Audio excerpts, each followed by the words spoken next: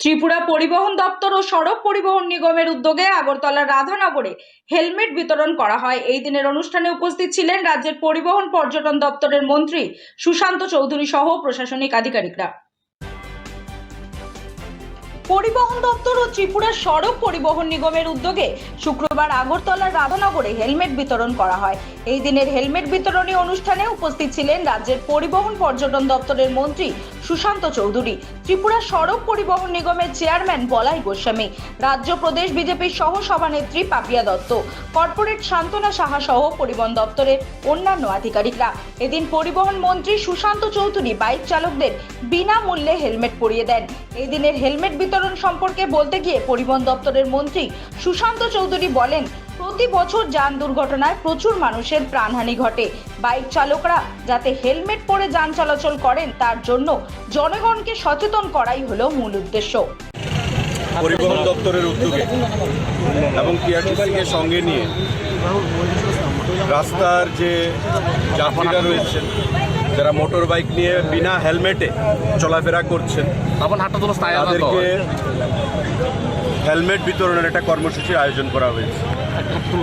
কারণ আপনারা জানেন যে আমাদের রাজ্যে প্রতি বছর মোটর অ্যাক্সিডেন্টে, রোড অ্যাক্সিডেন্টে অনেক লোক অকালে তাদেরকে চলে যেতে হচ্ছে, বিশেষ করে মাথায় আঘাত নিয়ে।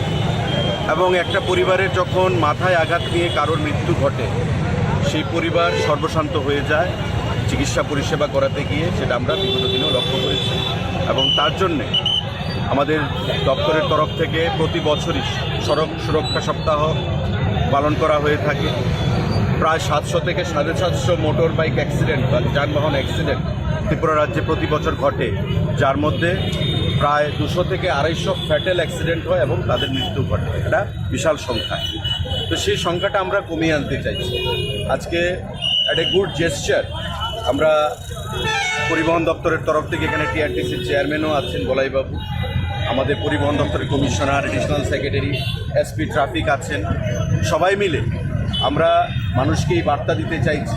বিনামূল্যে আমরা এখানে কিছু হেলমেট ডিস্ট্রিবিউটও করেছি এবং আগামী দিনেও আমরা আগরতলা শহরের বিভিন্ন জায়গায় দাঁড়িয়ে এভাবে বিনামূল্যে হেলমেট ডিস্ট্রিবিউট করব, জাস্ট সিম্বলিক হিসাবে মানুষকে বার্তা দেওয়ার জন্যে যে হেলমেট পরিধান করাটা কতটুকু প্রয়োজনীয়।